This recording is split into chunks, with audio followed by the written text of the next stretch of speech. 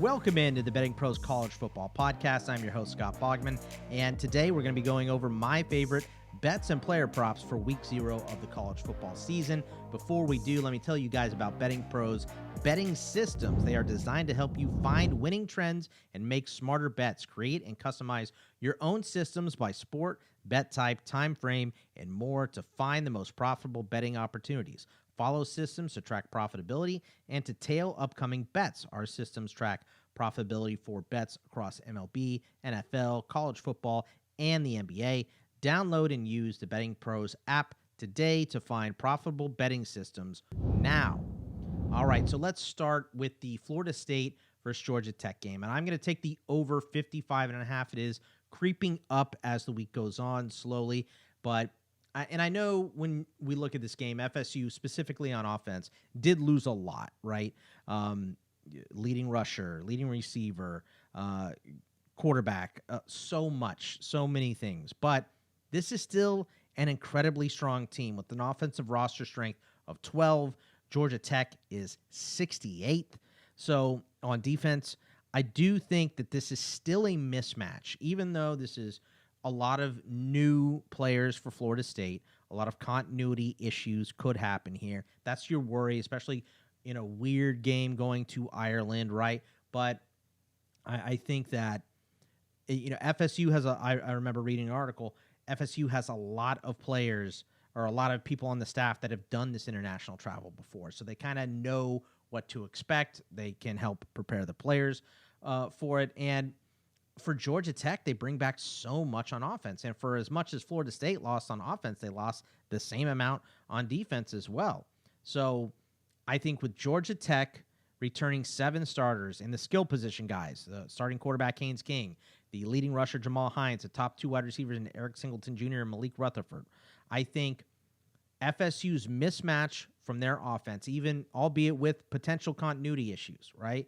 I think the mismatch still is going to have them score a bunch of points. I think Georgia Tech is going to chip in as well. So I think we get to this total.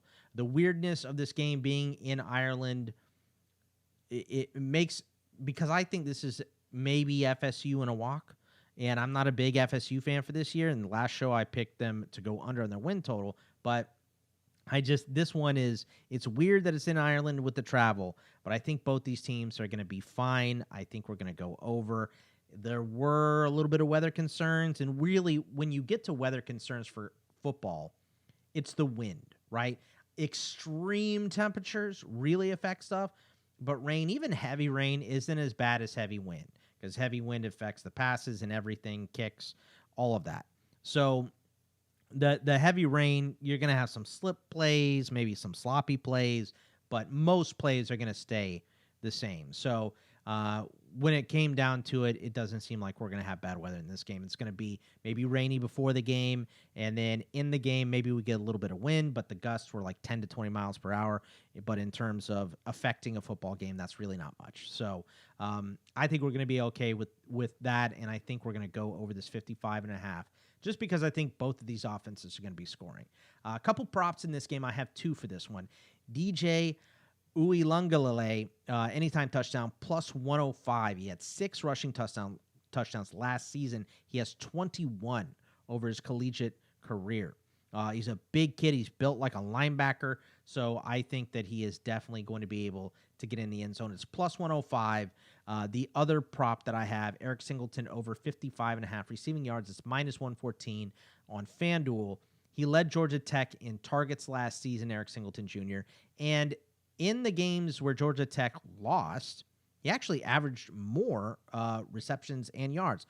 He averaged 5 catches for 68 yards in losses and 4 for 38 in wins last season, because Georgia Tech is a run-heavy team.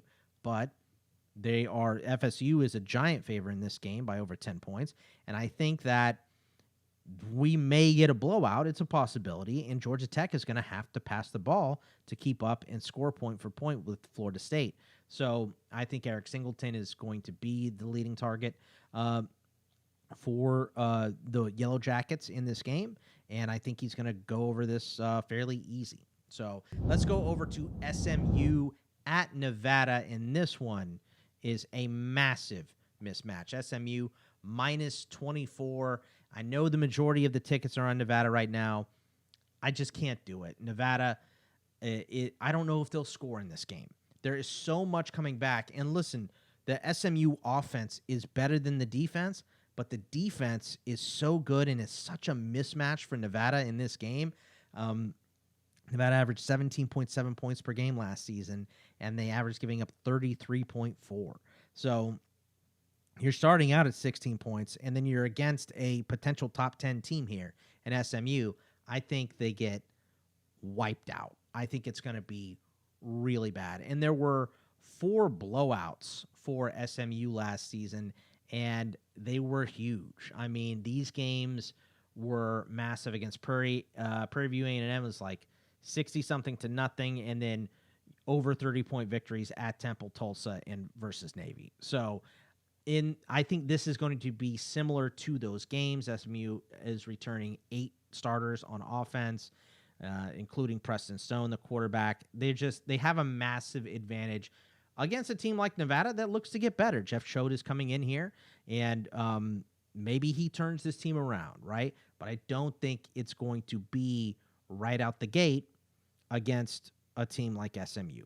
I'm going to also tag this with a ladder bet.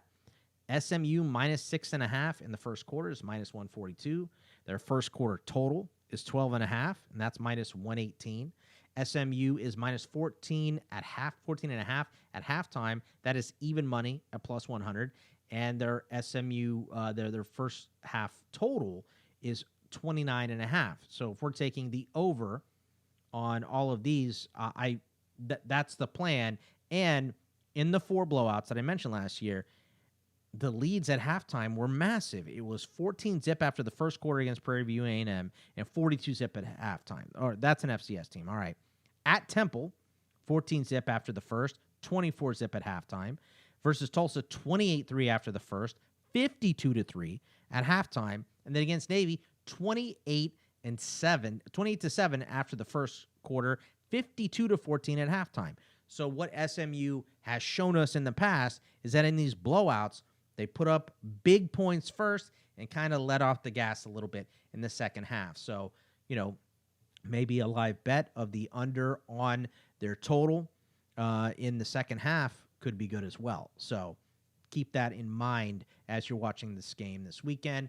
And the last prop I will tell you guys about is Preston Stone over 300 yards passing. And I saw this at plus 500 on DK. I think it was significantly less for that on FanDuel. So you have to check DK and see if this number is still up as you're watching this. It's risky, right?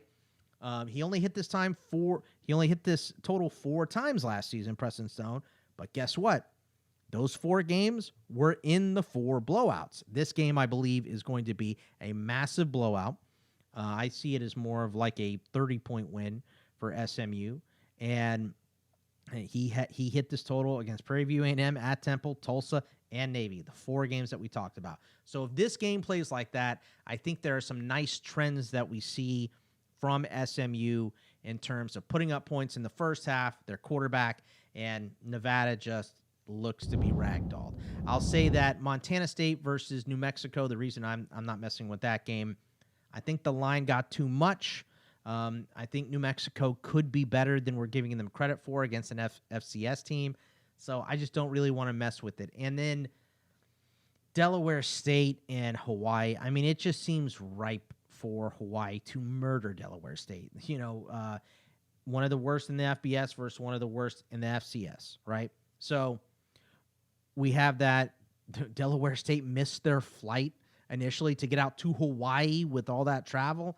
But the line is just too big. I don't want to rely on Hawaii to cover a massive spread. So that's going to be it for me for this week, you guys. We'll be back. The show will be longer next week for sure, and we'll talk about more bets because we'll have way more than 4 games. But that is it for me, Scott Bogman. You can follow me at Bogman Sports. I'll see you guys next week. Take it easy, everybody.